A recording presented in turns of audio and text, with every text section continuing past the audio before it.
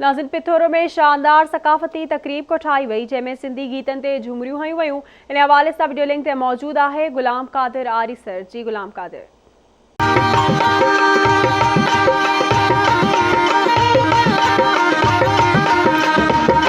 पिथोर वेझो गोठ मोहम्मद अयूब गेलड़ो में जिते गोसिया लांडी ते आवाज़ टीवी तरफा जो 6 डिसंबर सिंध आबाद हुए तो ऐलानी तहत हिते जो है प्रोग्राम रखायो है। इन में महफ़िल मौसीकी भी है, हिते जो पिरोलियूं भी आहिनि, पहाका भी आहिनि। उन हवाले से सिंधी की सकाफ़त के उजागर करण लाइ हिते प्रोग्राम रखायो है। वधीक चओ हिते जेके महिमान आयल उन सां ॻाल्हि ॿोल कयो, हिननि फ़नकारनि सां ॻाल्हि ॿोल कयो। इन हवाले छा चवणु आहे? हिते हिकिड़े अॼुकल्ह जो माहौल है, घुट ऐं ॿुसट वारो माहौल है। असांजो जेको ॿाराड़ी में चंग हो, असांजो जेको साज़ हुआ, गुजारतूं हुयूं, नड़ बैत हुया, उहे मिसारजी रहिया हुआ। ऐं इहो जेको आवाज़ टीवी जे सॾु ॾियण सां हिकिड़ो जेका सकाफ़त उजागर थी आहे, इन ते असां आवाज़ टीवी जा ऐं उन सतपुरी जा असां शुक्रगुज़ार आहियूं। तमामु हिकिड़ी बहितरीनु कावश आहे, तमामु सुठी हिकिड़ी रवायत आहे।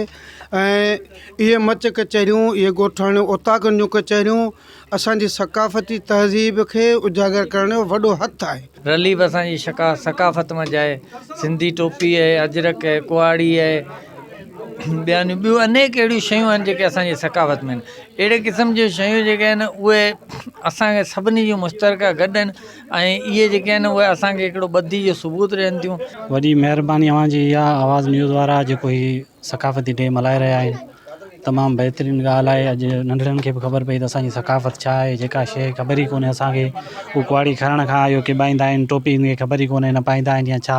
उहे साॻिया छोकिरा अॼु तव्हांजे साम्हूं साज़नि ते डांस बि कनि पिए, कुआड़ी बि खणी वेठा। 6 डिसंबर ईंदो आहे, असीं सभई सिंधी उनखे ईद जी ख़ुशी वांगुरु मल्हाईंदा आहियूं। ऐं आवाज़ वारनि असां सां तावन करे हिन सूफ़ी इलाइक़े में जेको ही प्रोग्राम कयो, तमामु हिकिड़ो सुठी, जंहिंमें सिंध जे सकाफ़त जे हवाले सां असांखे पंहिंजे नस्ल खे ॿुधायो, जंहिंमें सिंधी टोपी ऐं अजरक जो ॿुधायो। सिंधी टोपी असांजो शान आहे।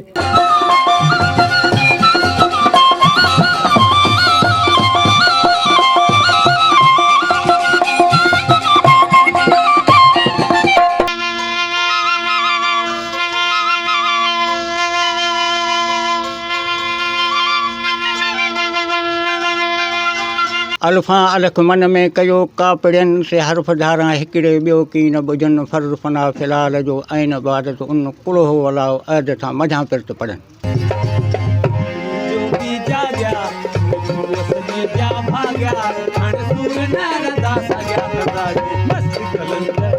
भलो असांखा रा मुहड़ो मटाए असांजी त दिलड़ी अञा साॻियां आहे। भलो असांखां ॻोठाणनि जी ॻाल्हियूं ॿुधियूं। हिननि जी इहो चवण ते जेको सिंधी जी सकाफ़त आहे उनखे उजागर करण लाइ अहिड़ा प्रोग्राम थियणु खपनि। असीं जस ॾियूं था आवाज़ टीवी वारनि खे जीअं अहिड़ा प्रोग्राम रखाया ऐं हीअ हर साल जीअं असीं ईद जी ख़ुशी जीअं असीं मल्हाईंदा आहियूं। कैमरामैन असद अली सुमर सां गॾु गुलाम कादिर आरी सर, आवाज़ टीवी न्यूज़ पिथोर।